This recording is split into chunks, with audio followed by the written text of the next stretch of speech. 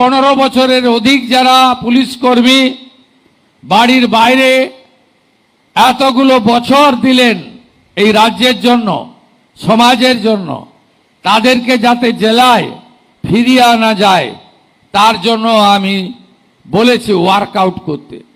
Police আবাসনের ক্ষেত্রে নতুন নতুন সুযোগ ব্যবহার, যে আবাসনগুলি আছে জল পড়ে এক একটা। কদিন আগেই আপনাদের এখানে কলকাতারই একটি পুলিশ আবাসনের ভিডিও আমার পুলিশ কর্মী পাঠিয়েছিলেন। অন্য সরকার হলে ওটা দেখে আপনাকে সাসপেন্ড করত। আর ওটা দেখার পরে আমি সিপি কলকাতাকে, ওটা সম্ভবত রাজ্য পুলিশের ডিজিপি সাহেবকে পাঠিয়ে বললাম ইমিডিয়েট সারানোর ব্যবস্থা করতে হবে। এটা যদি অন্য সরকারের সময় পাঠাতেন সাসপেন্ড করত, বলল ডিসিপ্লিন সংগঠন, ফেসবুক করে দিতে পারেন না। আপনাদের থানাগুলোর অবস্থাও কঠিন। 552টা থানা রয়েছে, অধিকাংশ থানায় বিল্ডিং নেই, অধিকাংশ থানায় ওখানে পুলিশ ব্যারাক নেই। মিনিমাম পরিশ্রুত পানীয় জল, আলো, একটু শারীরিক কসরত করার জন্য জায়গা, মাঠ, জিম, যেগুলো মিনিমাম লাগে, কোনো ব্যবস্থাই নেই। আমি ধন্যবাদ জানাবো কেন্দ্রীয় স্বরাষ্ট্রমন্ত্রীকে। আমরা 120টা থানাকে আপগ্রেড করার জন্য প্রস্তাব দিয়েছিলাম। স্বরাষ্ট্রমন্ত্রী কেন্দ্রীয় স্বরাষ্ট্র সচিবকে বলেছেন যে আরো বেশি সংখ্যক পাঠাও। আমরা তো 250-300 পাঠানোর ব্যবস্থা নিচ্ছি, যাতে ভারত সরকারের সাহায্য নিয়ে আমরা আরো বেশি করে আমাদের পরিকাঠামোগুলো তৈরি করতে পারি। পুলিশ কর্মচারীদের শুধু কর্মসংস্থান নয়, শূন্যপদ পূরণ নয়, অর্থনৈতিক অবস্থাও অত্যন্ত খারাপ। কারণ আপনারা গোটা ভারত যখন 6th পে কমিশন পেয়ে গেছে, আপনারা তখন 7th পে কমিশনেই আপনারা পাননি। 7th পে কমিশনই পাননি। আমরা 7th পে কমিশন তৈরি করে দিয়েছি। আগামী কয়েক মাসের মধ্যে রিপোর্ট এসে গেলে 7th পে কমিশনও কার্যকর করে দেব। কারণ বহু রাজ্যে এবং কেন্দ্রীয় সরকারে 8th পে কমিশনের কমিটি তৈরি হয়ে গেছে। আপনাদের সঙ্গে আইপিএসদের কথা বলছি না, ওরা সেন্ট্রাল স্কেলে বেতন পায়, ডিএ পায়। তার নিচে যারা আছে আপনাদের কথা ভাবা হয়নি। ভারত সরকারের সঙ্গে 42% ডিএ গ্যাপ ছিল। একদিনে পারবো না, সময় দিতে হবে।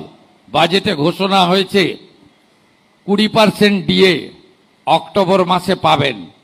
এবং আমি অর্থ সচিবকে বলেছি, অর্থমন্ত্রীকে বলেছি যে পুজোর মাসে, পুজোর আগে অক্টোবরের বেতন দিতে এবং 20% অ্যাডিশনাল দিতে।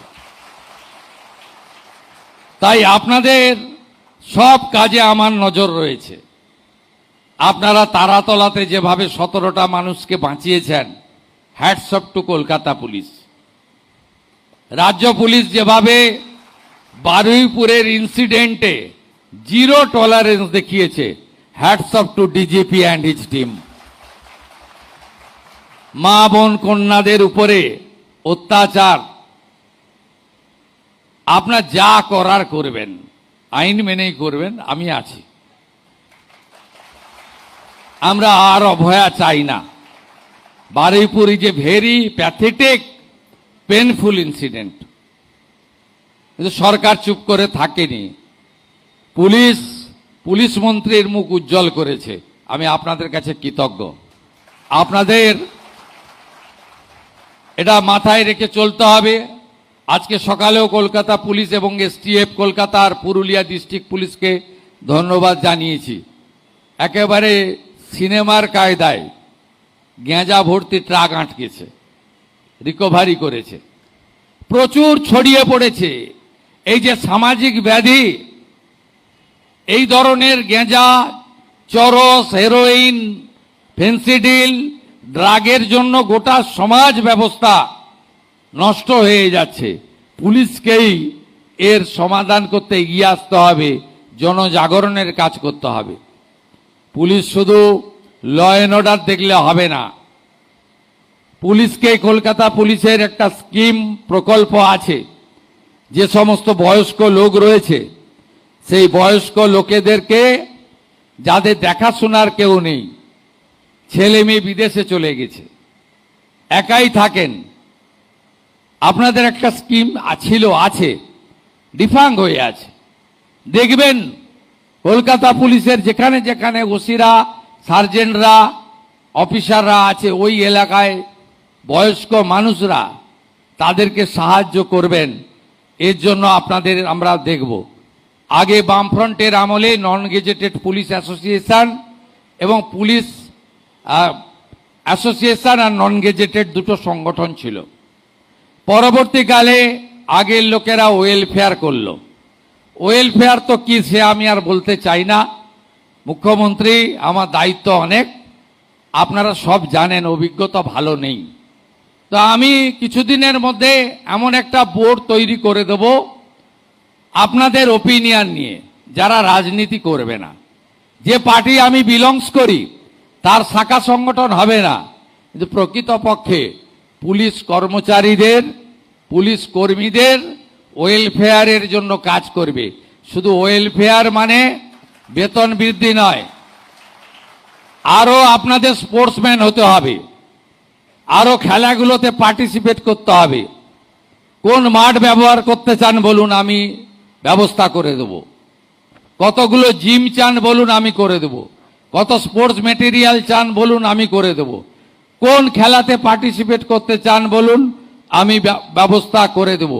এবং তার সাথে সাথে পুলিশের কর্মীদের বা তাদের পরিবারের, আমরা তো এমনি আয়ুষ্মান ভারত, মুখ্যমন্ত্রী স্বাস্থ্য বীমা আনছি, তার সাথে সাথে আরো যা যা দরকার আপনাদের, যে আগামী দিনে কল্যাণ পর্ষদ তৈরি করে দেব, সেটা প্রকৃত আপনার কল্যাণের কাজ করবে।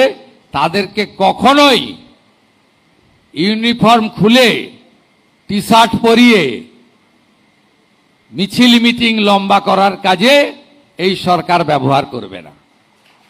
আপনারা সবাই ভালো থাকবেন। আজকে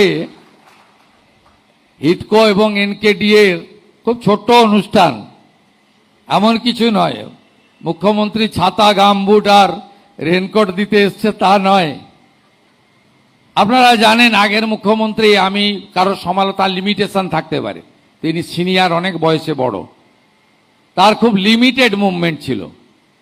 কিন্তু আমার মুভমেন্টটা ভীষণ। আপনারা অনেকে কষ্ট পাচ্ছেন। সকাল 8টা থেকে শুরু হয়, রাত্রি 12টা পর্যন্ত। এক্ষুনি উত্তরবঙ্গ ফিরে এসে আবার নবান্ন, নবান্ন থেকে ওখানে ওখানে ছোট খাটো প্রোগ্রাম থেকে বড় প্রোগ্রাম। আমি খুব এই বৃষ্টিতে খুব দেখছিলাম। আমি চাই না, এক তো আমি দড়ি বন্ধ করেছি, অনেক জায়গায় দড়ি টড়ি দিয়ে দেয়। মিনিমাম আমাদের টাইম থাকে তো কাজের, ওই 2-4 মিনিট একটু পাস করিয়ে দিলেই হয়, বেশিক্ষণ আটকে রাখতেও না বলি। আমার ভীষণ দেখে খারাপ লেগেছিল। এই 2-3 সপ্তাহ খুব বৃষ্টি হচ্ছে কলকাতাতে, সব ভিজছে, ভাঙা ছাতা, ভীষণ ভিজছে। আমি ডিজিপি সাহেব, সিপি সাহেবকে বললাম যে এরা তো আমার জন্য জ্বর হবে, এদের শরীর